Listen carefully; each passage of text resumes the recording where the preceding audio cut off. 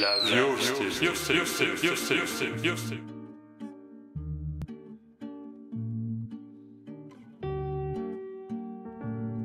Ça nous fait plus d'honneur qu'on n'a pas eu de mérite. Oui, vous avez du mérite. Pas tant que ça. Énormément, beaucoup. Puisqu'on était ensemble, vous avez bien vu. Oui, je sais. Un couple de braves paysans qui n'avaient pas d'enfants et qui ont bien voulu garder deux enfants qu'on leur a proposés, deux enfants juifs, et ils les ont gardés toute la guerre. Pendant 3 ans, ils les ont cachés. Grâce à ça, ils ont été sauvés, et vous aurez le témoignage de Betty Eppel, qui est une de ces enfants qui était dans cette famille. Betty Eppel, bonjour. Bonjour. Vous venez de Jérusalem, et vous avez été témoin de ce qui s'est passé ici, il y a 79 ans. Oui, j'ai vécu ici, à Dulin, de fin 20 septembre 1942 à début septembre 1945. À Dulin. À Dulin, d'accord. Et vous aviez quel âge à l'époque? 7 ans. 7 ans. En 1942. 7 ans en 1942. Et vous avez des souvenirs clairs de ce qui s'est passé? Oui, très bien. À Dulin, un jour de septembre 1942. 40 ans après, en septembre 1982, Betty et David Eppel, son mari, rencontrent Joséphine et Victor Guichard à Dulin. David est journaliste. Il enregistre la conversation sur son magnétophone à bande. Monsieur Guichard, les gens des communes, ils ont savé que vous avez caché les enfants juifs? Ah, les gens d'ici, bien sûr. Ils savaient. Ils savaient? Oui, ils savaient. Ils allaient à l'école. Ils allaient à l'école du village. Avec les enfants d'ici, quoi. Moi, je ne voulais pas... Je parlais, quand je donnais des conférences, je ne parlais pas de la Shoah. Je ne parlais pas d'Auschwitz. Je disais que ma mère et mon frère avaient été déportés, mais que moi, j'avais eu une très très belle enfance dans ce merveilleux village à Dulin. Et je parlais de ma vie de petite paysanne, qui avait vécu avec ce couple sans enfants, qui nous adorait. Je suis arrivé avec Nicolas et Madame Un soir de septembre 42. Il y avait de la soupe au maïs ce soir-là. Je me souviens qu'il y avait de la soupe au maïs ce soir-là. Je me souviens encore. Mais vous m'avez dit que j'avais tellement l'air malade que vous avez peur de me prendre. Non, on n'a jamais eu peur de ça, mais on voyait bien que tu étais fatigué. C'était temps quand même de... On vous demandait puis comment vous êtes arrivé de si loin, comment vous êtes arrivé ici. Alors vous parliez que vous aviez pris ou le train ou les bateaux ou les quoi. Vous étiez déjà fatigué. J'étais plein de boutons, je me souviens. J'étais plein de fioles, j'étais plein de boutons. Peut-être, je me souviens parce que bien remarqué. Je me souviens ça. Jacques était tout gros, il était mignon. Oui, Jacques, lui, il s'est remis presque tout de suite. Le lendemain matin, on nous a monté au lit, quoi. Et le lendemain matin, quand il s'est réveillé, il nous a fait comme ça. Alors, on mène les vaches à la pâture. Et comment on coupait les foins, et comment on faisait la moisson. Et je parlais de cette vie, je regardais les vaches, il y avait 12 vaches qui avaient toutes chacune des noms, et j'adorais cette vie. Et pour moi, l'horrible chose a été quand mon père est venu nous chercher, il y a eu la libération en mai 1945, et mon père, ma mère avait dit, mon père apparaissait de temps en temps, mais très vaguement. Il ne voulait jamais nous dire où il était, parce que si un jour il avait été arrêté, et si nous avions été arrêtés ou torturés, il ne voulait pas qu'on parle. Donc on ne savait jamais où il était. Attendez, votre père? Oui, il était dans la région. Il était dans la région. Mon père, nous sommes arrivés à Lyon. Oui. En septembre 1942. Vous veniez de où? Je suis née à Valenciennes, dans le nord de la France. Ok, donc vous êtes descendu en zone libre. Alors, ce qui se passe, c'est que papa avait une boutique de fourrure, et il avait une femme qui travaillait avec lui, qui lui avait dit qu'il vaudrait mieux que mon frère et moi ne soient pas à la maison, D'accord. Parce que l'histoire était terrible. Il n'y avait pas de pain. Papa avait il avait déclaré qu'il était juif, donc il ne pouvait plus travailler. La situation était devenue terrible. Et alors donc mon frère et moi, nous étions à côté d'Alentienne, dans une famille, je ne me souviens pas. Nous n'étions pas à la maison. Et la Gestapo est arrivée le 11 septembre 1942. Mon père avait un petit magasin de fourrure avec la chambre à coucher était au-dessus. La Gestapo est arrivée, c'est la Gestapo avec un Français. Parce que à l'époque, les Français n'étaient pas seuls, ils ne parlaient pas le français. Ouais. Donc il y avait un gars de la Gestapo, un Allemand et un Français. Et ils ont frappé à la porte, ils ont tapé, et il y avait une grille.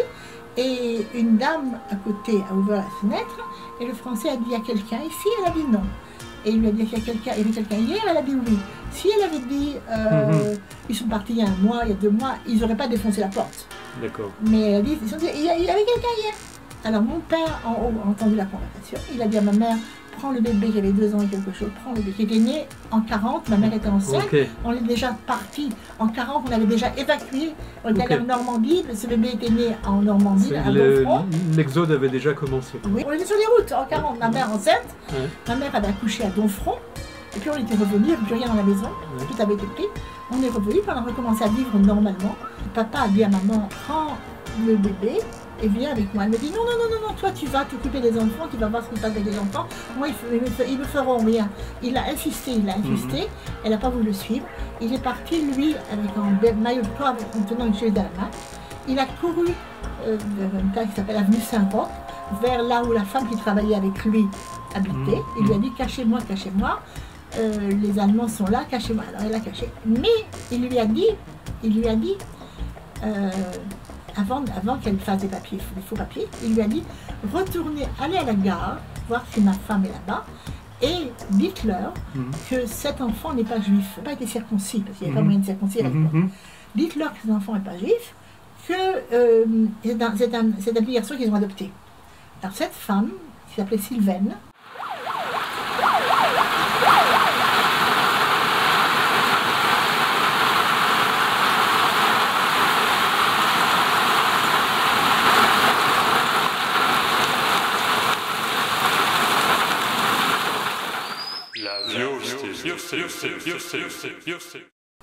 alors cette femme, qui s'appelait Sylvaine, elle a parlé donc aux Allemands ou aux Français, je ne sais pas qui à la gare, et elle a dit cet enfant n'est pas juif, il est un gosse qu'ils ont adopté.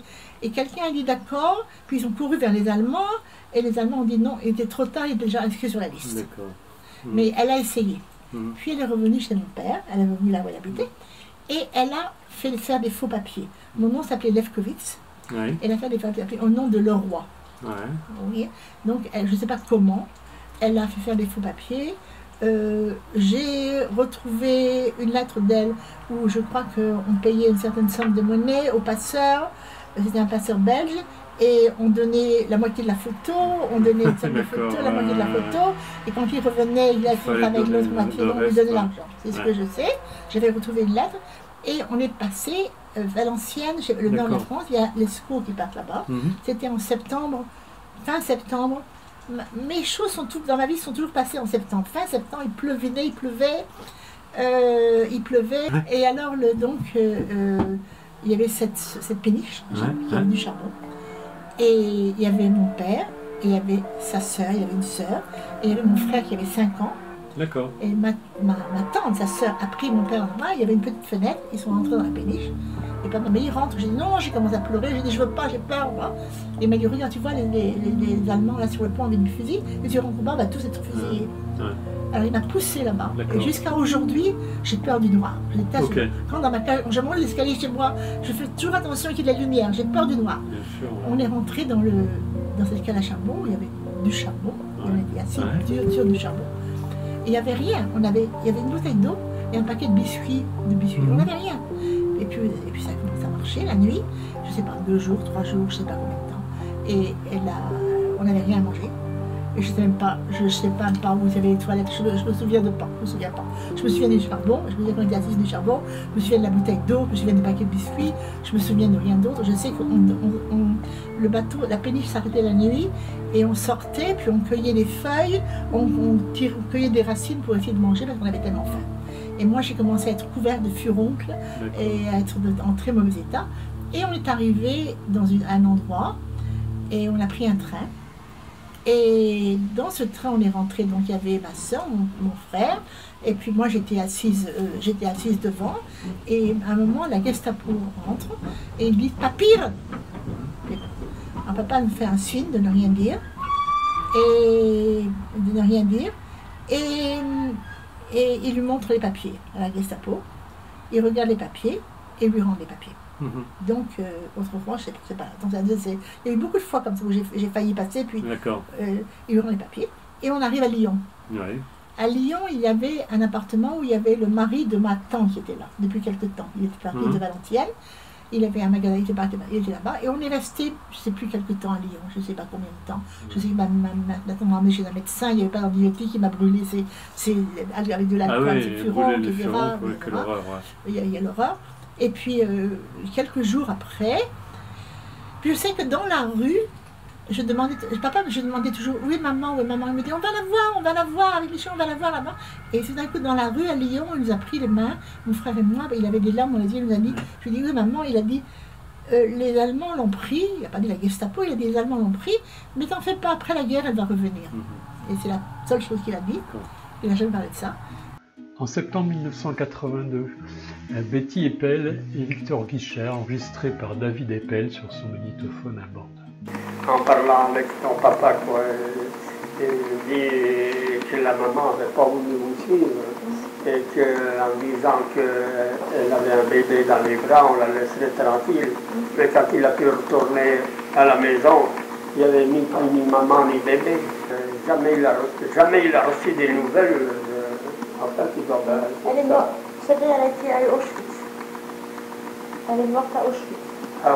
Auschwitz. À Auschwitz. Vous le savez quand même. Depuis seulement l'année dernière, je le sais. Depuis seulement un an. J'ai rencontré quelqu'un qui a fait des recherches. Elle est morte avec le bébé, avec on ne sait pas.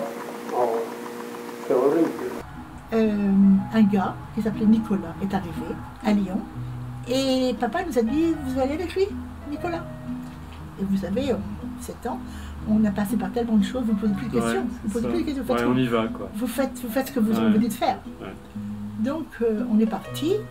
Donc, ma tante, mon frère et moi, avec une minuscule petite valise, j'avais 2 robes, enfin une minuscule petite valise, on a pris le train Lyon-Chambéry, Chambéry-l'Épin-le-Lac. On est arrivé à l'Épin-le-Lac. Et de l'Épin-le-Lac, c'était le soir, on a commencé à marcher, à monter la route qui monte de l'Épin-le-Lac, puisqu'il monte là-haut. Et on est arrivé là à un endroit à gauche, où il y a une grange à gauche, et on est arrivé à la grange des Guichard, et il y a leur maison. D'accord. Et on est arrivé là-bas, et on était crevés, et il y avait ce couple souriant, avec une table et 2 bancs. Moi, je me souviens que c'était un pétrin, donc mes genoux me faisaient mal quand je touchais le pétrin, Et je me souviens qu'ils nous ont donné, ils nous ont dit, vous restez avec nous maintenant, vous restez avec nous, souriez, vous restez avec nous. Et à un moment, ils m'ont regardé moi, puis ils ont dit, mais cette fille, elle est dans tellement mauvais état, on a peur de la perdre. Et ma tante a dit, mais qu'est-ce qu'on va faire d'elle? Vous devez la prendre. Alors ils m'ont pris, ma tante est partie, ce Nicolas est parti. Je savais qu'il s'appelait Nicolas, je ne savais rien d'autre. Et on l'a retrouvé maintenant. Il est mort, mais on l'a retrouvé. Et ma tante est partie, donc il y avait un petit escalier, on est allé se coucher, il y avait 2 lits préparés, on est allé se coucher. Et le lendemain matin, je me suis réveillée, j'avais dormi avec ma robe, je me suis réveillée, et je suis passée leur chambre, j'ai ouvert la fenêtre, et c'était les montagnes, le soleil, et le paradis, le paradis. La vie qui est revenue. La vie. Moi, je revenais du nord avec le charbon et la vie, le paradis. Les poules qui couraient partout en bas, et un chien, et un chat, et le paradis. Mais je dis, où est-ce qu'on est? C'était comme un... Et on était devenus des autres enfants, on s'appelait le roi. Donc une nouvelle vie. Une nouvelle vie, complètement. Mais c'était une vie... J'avais complètement oublié l'autre vie. Oublié la guerre. Oublié la guerre, il n'y avait pas de guerre. Il n'y avait pas de guerre. tu as bien connu Nicolas Koubler, oui. C'est lui qui a voulu que je prenne des enfants. Oui. Moi, je disais, ma foi, je peux prendre personne, moi, je n'ai pas le confort pour prendre quelqu'un. Alors, c'est de là qu'il m'a expliqué, c'est pas une question de confort, c'est une question de vie ou de mort. Alors, je dis, si c'est comme ça, bien, amenez-les, quoi. Et tu sais que vous êtes arrivé un soir, avec la tante et Nicolas. Oui, sans mon père, avec la tante. Oui.